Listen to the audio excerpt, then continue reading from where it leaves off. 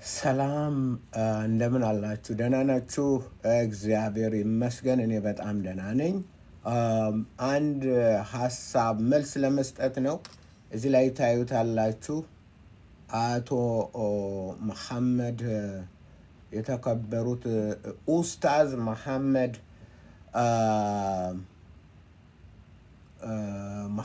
ኢሳ ሽማግሌው ሌባ ብለው አረጋ ሽማግሌው ሌባ ብለው እዚህ ላይ ታዩታላችሁ።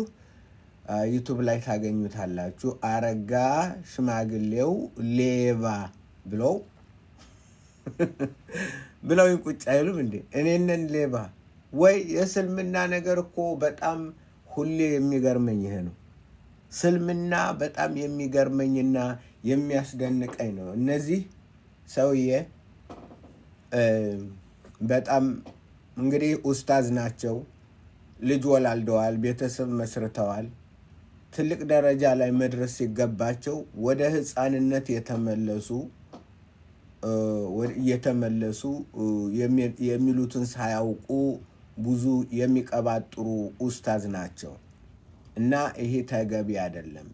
እርስዎን የሚያህል ሰው ምራቆትን መዋጥ ነበረበት። አረጋ ሌባው ብለው ያሉኝ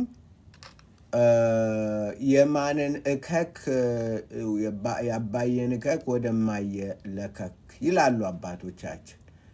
እዚህ ላይ እንደምታዩት ይሄው የቅድሙንም እንትን አሳያችኋለሁ። አንዴ ላሳያችሁና ይሄው ሌባው ይላል እና እኔ ሌባ አይደለሁም። በቁርአንና በሐዲቶች እንደተነገረው ነቢዩ ሙሐመድ ሰለላሁ ዐለይሂ ወሰለም ሰርቀው ተከሰው እንደነበር በልዩ ልዩ ጽሑፎች እናገኛለን። ልዩ ልዩ ጽሑፎች እናገኛለን። ነቢዩ ሙሐመድ ተከሰው እንደነበር በልዩ ልዩ ጽሑፎች እናገኛቸዋለን። ይህም ደግሞ why did Muslims accuse Muhammad of stealing a velvet cloth from their loot?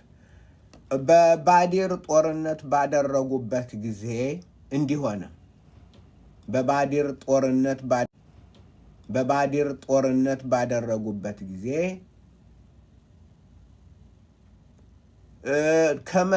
ከማረኳቸው መሐመድና አብሯቸው የወጣው ወራሪ ሰራዊት ከማረኳቸው አንድ ቀይ ቬልቬት ቆንጆ የሆነ ልብስ ተዘርፎ ነበር። ነቢዩ ሙሐመድ ሰለላሁ ዐለይሂ ወሰለም ዘርፈው ነበር እና ያ ጠፋ። ሳባዎችም አብረው የወጡት ተዋጊዎች ይህን የሰረቀው መሐመድ ነው ብለው አሉ። የሰረቀው ማን ነው አሉ? መሐመድ ነው ብለው በሱናን አቡ ዳውድ ተገልጧል። 3971 ላይ በሱናን አቡ ዳውድ 3971 ላይ የተከበሩትና የላቁት ነቢይ ሙሐመድ ሰረቁ ተብለው ተወነጀሉ።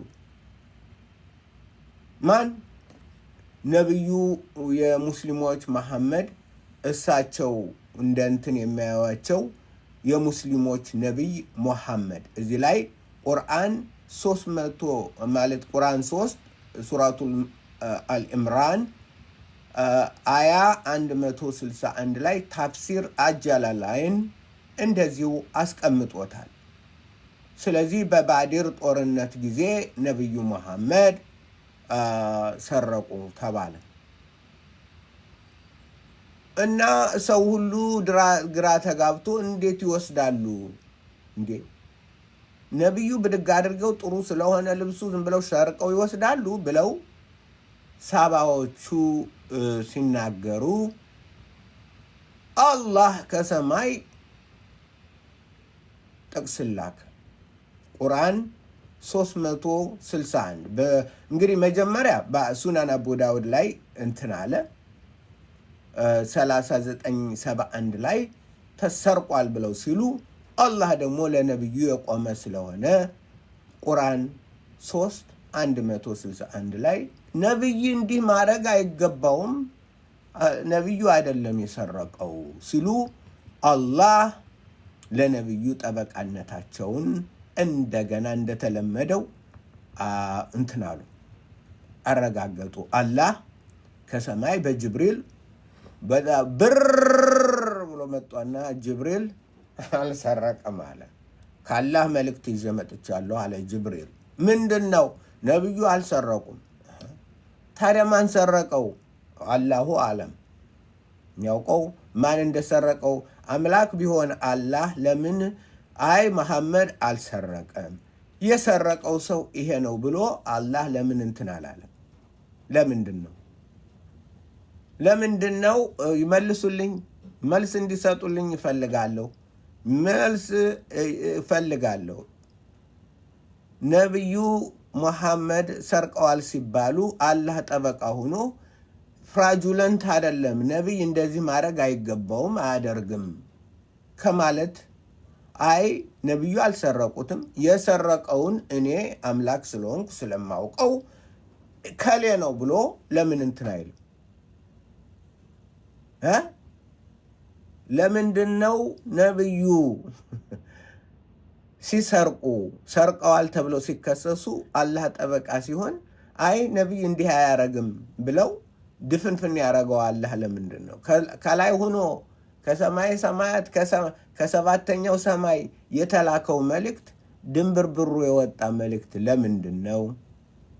ሀቢቢ እንደ የተከበሩ ቢያስተውሉ ይሻላል። እኔ ሌባ አይደለሁም፣ ሰርቄም አላውቅም፣ አልሰርቅም።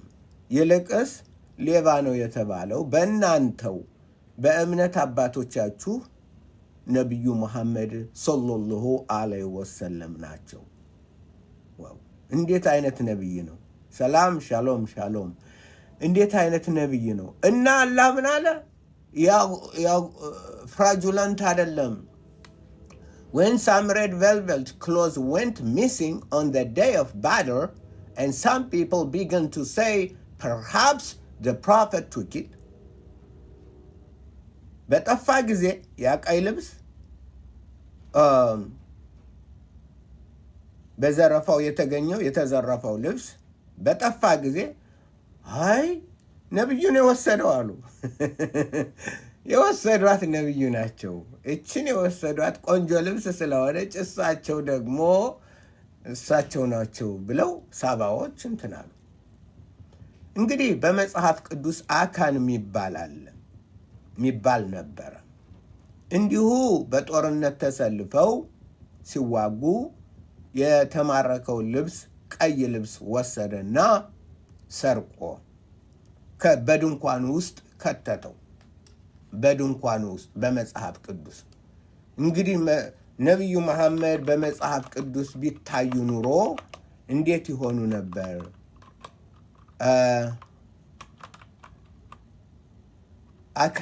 አካን ይባላል።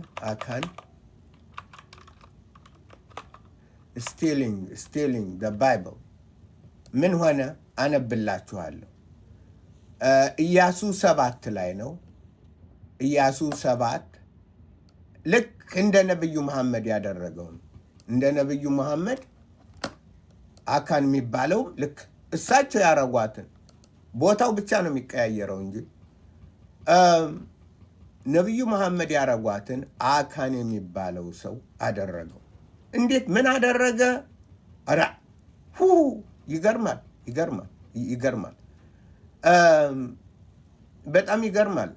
እኔ እኮ ነግሬያችሁት ሌባ ብለው ያሉኝ እኔ ሌባ አይደለሁም። ደግሞም ከማይሆን ሰው ጋር አሁን ገጠሙ። ከገጠማችሁ እኔ ደግሞ እገጥማለሁ።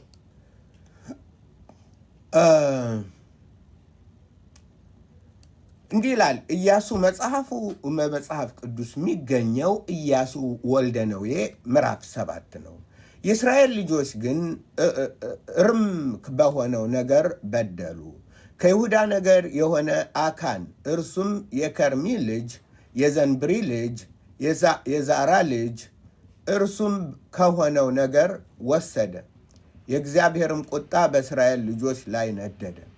እርሱም ከቤቴል በምስራቅ በኩል በቤቴ አዌን አጠገብ ወዳለችው ወደ ጋይ ሰዎች ከያሪኮ ልኮ ውጡ፣ ምድሪቱንም ሰልሉ ብሎ ተናገራቸው።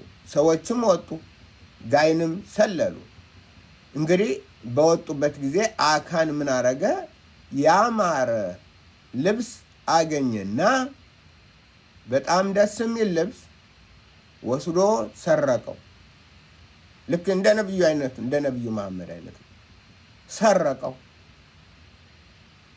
እና ወስዶ በድንኳን ውስጥ ከተተ። ማንም አያየኝም ብሎ የሰራዊት ጌታ ግን አካን ነው የሰረቀው አለ።